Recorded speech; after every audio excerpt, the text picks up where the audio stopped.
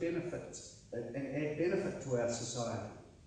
But I think that we really need to try and grow as a country, grow our wealth, grow the income of New Zealanders, and then we will start to pour our way back up. That's into the OECD scale. Slip down the OECD scale. By the year 2025, a little country I'd never heard of, somewhere tucked in between Russia and China and one of the ex-Soviets, will have a higher standard of living than we do. This government came to power in 1999 and said it would lift us into the top half of the OECD countries, and that's what the question was. Since then, we've slipped from 20 to 22. So how do we overcome this? The National Party has got a blueprint to do this. Firstly, we believe that tax cuts over a period of time will help us get us back on track again as people are able to put more money in their own pocket and spend within the country. Secondly, we believe that government expenditure must be brought under control. And let me just give you an example of that. In my pocket, I've got a little badge, or it's not actually that little, that was sent out to every school teacher in the country, asking them to wear it to celebrate the achievements of Maori health. Maori education. I don't believe they need to celebrate it. I think they're doing that on their own very well. $250,000 of your money, my money, absolutely wasted by the Labour Party. Thirdly, we need to cut the bureaucracy in this country, and if I've got time, I'll quickly read you an ad that appeared in the Dominion 3 or 4 months ago, seeking an analyst and willing to, well, I don't know whether it's an analyst or not. If anyone's got one of these in their company, would they please come and see me afterwards, because I've yet to find out what they do. The role will be responsible for developing and implementing frameworks, models and systems for strategic measurement of progress, determining the best practice benchmarks related to organisational performance, and for developing progress to monitor the department's progress towards achieving its strategic outcomes. If anyone's got one of those people, can you let me know, because I still can't find out. Fourthly, we believe that infrastructure has to be improved, and particularly broadband. And lastly, huge emphasis on education, educating our young people. Thank you. A lot of his statement there. Look, we really need to actually really boost our economy. Number one, definitely number one motive to lift our living standards up again. The other factor is the way things are going is with so much bureaucracy. So many Kiwis heading to Australia. Like I said, I've just come back there. I've just spent 10 years there. And there's thousands of Kiwis going there. There's over 40,000 who have even gone this year. The problem is, the way things are going, even though we've got an economic crisis on its way, still to come here, we probably will have 60-odd thousand Kiwis go to Australia next year because they have got their shit together a bit more than what New Zealand has. The other thing is, we can't expect migrants to even come here to help us out of our dilemma, because our dollar has dropped so much in value and it's on the big slide. So they won't want to come here. We have to really lift our competitiveness. We have to lift our country out of the quagmire that it is. Otherwise, we're just going to slip very slowly and sadly into the big abyss. Thank you. Well, I don't think we need to be anything like so pessimistic as that. I think that there's a lot of things that Kiwis, I don't usually like using the word Kiwi, I would rather call us New Zealanders, can do. We're good at innovation, and a lot of our work that's been done out at Massey and some of the other Crown institutes gets done and is excellent. In fact, the one on biofuels that they've done of recent times, they have actually finished a lot of it. And it's better because than the European stuff, because they go to the top brick of the chimney. We go for number 1 8-gauge wire stuff where it is affordable. And because it's affordable, we can do things. We can save ourselves a tremendous amount from not having to import petroleum if we can get underway with a lot of this. Now we've got the research, we've got to use it. And I think we can do that in a dramatic way, and we can lead the world in that too. But that's not so much leading the world, it's a question of, dare I say it, a lot of the stuff that we're suffering from is from Rogernomics. We're still suffering from it. And it's taken us all this time so far, and now it looks like we're going to go back into another lot of it. That's the way it looks to me. So I'm saying we can do it, but we mustn't be negative about the way we see ourselves. You're first up on this one. It's really about the universal student allowance.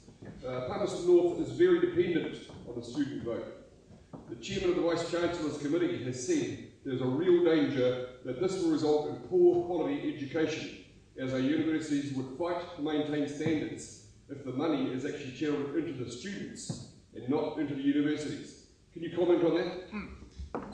I'm pleased you asked this because I think there's a bit of a misnomer about the way we look at the student allowance. The student allowance is a welfare issue.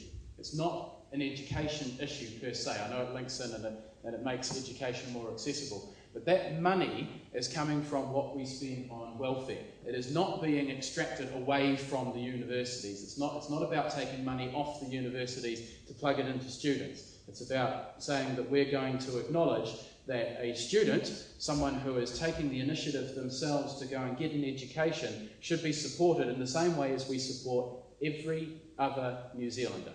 Students were the only ones, still are for the next couple of years, the only ones who were not given an allowance or something to live on if they weren't working or if they were only working part-time. So look at it as a welfare issue, look at it as a way of supporting people to get into education. It is not about taking money away from the universities, and yes, absolutely, we need to make sure that they are funded properly. That ties in with the student debt question as well. But I'm really pleased you asked that because I like going on and talking about that one.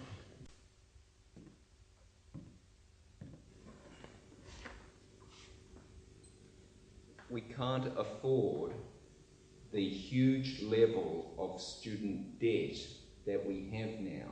That is becoming increasingly an enormous financial risk for our country. So we have to take measures to deal with that.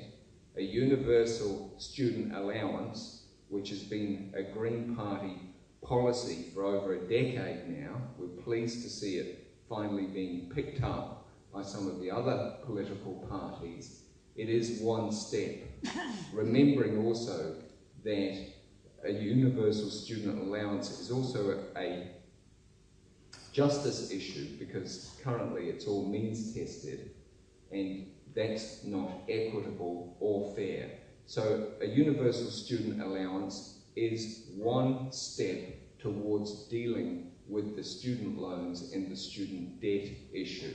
Other steps that we need to look at, the Greens say we have to help those who are already burdened with debt, those who have completed their education, and what we would do is we would say to those students, you stay in this country, you work in this country, we'll write off a year of your debt for every year you stay and work in this country.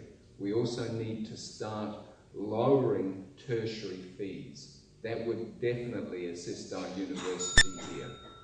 In the last 2 or 3 elections, to look towards a universal student allowance. We've actually done some work though, and we have come to the conclusion that a universal student allowance is not the way to address the student debt problem. We are of the view that university should be free for students. That a student going to university will get a grant from the government to pay their fees. We would still have in place a loan facility where you could borrow money to supplement your living expenses if you hadn't been able to get sufficient earnings during summer holiday jobs and so on. When you actually work through that and look at the cost, in actual fact, it would increase student debt each year by 50%. And we're now pretty convinced that that is a direction that is very well worth looking at. I say that I disagree with some of our previous speakers. The chairman of the Vice Chancellors Association, in talking about student allowances, pointed out that we are in real danger of dumbing down our education system as we put more and more of those dollars into students rather than to institutions. And even just as recently as a couple of weeks ago, I read a comment by Steve Mahari, which just sort of moved around the edge of that issue as well. So what we've said though is that we think it is vital that we keep those professionals that we're training in New Zealand. And we've came out early on and announced that for doctors, nurses and midwives, if they're prepared to go to those hard to fill areas, the West Coast, South Auckland, someone tells me the Wairarapa, and yesterday we announced some measures for teachers as well. Then I'd use the word bonding. I just, and Ian's heard me say this before, bonding's a Labour Party word. I think it's an incentive for people to go to those areas and over a 5-year period